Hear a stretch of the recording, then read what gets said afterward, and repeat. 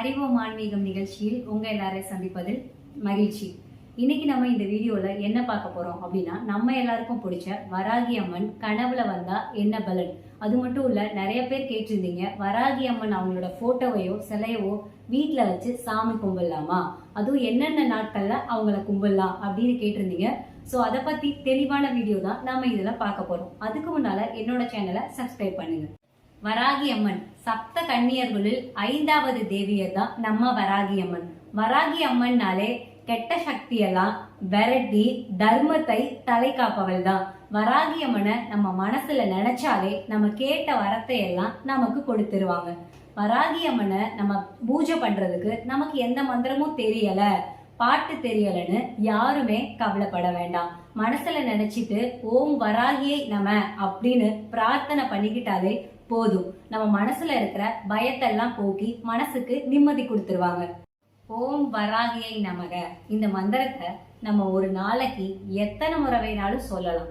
ஆனா குறைந்தபட்சம் 108 தடவை சொன்னோம் அப்படின்னா அதற்கு நிறையவே பலனுண்டு. நம்ம சாமிய வழிபடுறப்போ மனதளவுலையும் உடல் அளவுலையும் சுத்தமா இருக்க வேண்டியது ரொம்பவே அவசியம். வராகியை நமக அப்படின்னு நம்ம ஒரு நாளைக்கு 108 தடவை சொல்றப்போ நம்ம வீட்டுல இருக்கிற நெகட்டிவ் வைப்ரேஷன்ஸ் எல்லாம் போய் பாசிட்டிவ் வைப்ரேஷன் நம்மள வந்து சேரும். வராகி அம்மன் கனவுல வந்தா என்ன பலன் அப்படின்றதுதான் இப்ப நான் உங்களுக்கு சொல்ல போறேன். நிறைய பேருக்கு நிறைய கனவுகள் வரலாம். அது காலையில வரலாம், இல்ல மத்தியானம் வரலாம். ஆனா வராகி அம்மன் கனவுல வந்தா நம்மளுக்கு கூட இருக்கக்கூடிய தீராத பிரச்சனைகள் எல்லாம் விலகி நம்ம ஒரு சுகமான வாழ்க்கை வாழ போறோம்னு அர்த்தம். அது மட்டும் இல்ல, நம்ம வாழ்க்கையில நம்ம இன்னும் கொஞ்சம் மேன்மை அடைய போறோம் அப்படின்னு ஆன்மீக பெரியோர்கள் சொல்லியிருக்காங்க. வராகி அம்மன் கனவுல வந்தா என்ன பலன் அப்படின்னு நம்ம பார்த்தோம். அதே மாதிரி வராகி அம்மனை எந்த நாள் கிழமைகள்ல வழிபடலாம் அப்படின்னு தான் இப்ப நான் உங்களுக்கு சொல்ல போறேன்.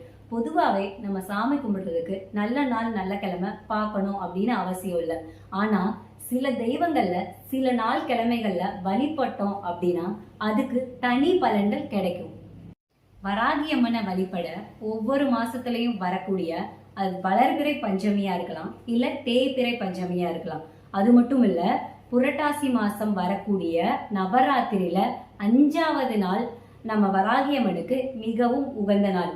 அது மட்டும் இல்ல, ஒவ்வொரு மாசமும் வரக்கூடிய அஷ்டமி திதியா இருக்கலாம், இல்ல பௌர்ணமி திதியா இருக்கலாம். நான் சொன்ன இந்த நாட்கள்ல நீங்க நம்ம வராகி அம்மனை வழிபட்டீங்க அப்படின்னா அதற்கான சிறப்பு பலன்கள் நம்மளை வந்து சேரும். நான் சொன்ன எல்லா நாட்கள்லயும் நம்ம வழிபட்டோம் அப்படின்னா அதற்கு சிறப்பு பலன்கள் கிடைக்கும். அதுக்காக நான் அந்த நாட்கள் மட்டும் வழிபட்டா போதுமா அப்படியெல்லாம் கிடையாது. நம்ம என்னைக்கு வேணாலும் வராகி அம்மனை வழிபடலாம். பொதுவாகவே நம்ம எல்லாருக்கும் வராகி அம்மன் அப்படின்னாலே 2 ஊர் தாங்க ஞாபகம் வரும். அதுல ஒண்ணு நம்ம தஞ்சை பெரிய கோயில்ல இருக்கிற வராகி அம்மன், மற்றொன்று ராமநாதபுரம் பக்கத்துல இருக்கிற திரு உத்தர கோஷம் மங்கையில இருக்கிற ஆதி வராகி அம்மன் கோவில். வராகி அம்மன் சக்தி வடிவானவங்க. அவங்களுக்கு நம்ம தாந்திரீக முறைப்படிதான் பூஜை பண்ணணும். நிறைய பேர் கேட்டிருந்தீங்க, வராகி அம்மன் வீட்டுல வச்சு சாமி கும்பிடலாமா அப்படின்னு. நான் ஏற்கனவே சொன்ன மாதிரி வராகி அம்மனை நம்ம வழிபடுறப்போ மன ரீதியாகவும் உடல் ரீதியாகவும் ஆன்ம ரீதியாகவும் சுத்தமா இருக்க வேண்டியது ரொம்பவே அவசியம். நம்மளால டெய்லி அப்படி இருக்க முடியல அப்படின்ற பட்சத்துல நம்ம மனசுலயே எத்தனை தடவை வேணும்னாலும் ஓம் வராகியை நமக அப்படின்னு சொல்லுங்க. இல்ல அப்படின்னா பக்கத்துல இருக்கிற ஏதாவது ஒரு கோவில்ல போய் வராகி அம்மனை சாமி கும்பிடு. வராகி அம்மன் பத்தி சில தகவல்களை நம்ம தெரிஞ்சுக்கிட்டோம். மீண்டும் வேறொரு நிகழ்ச்சியில உங்களை சந்திக்கிறேன். நன்றி, வணக்கம்.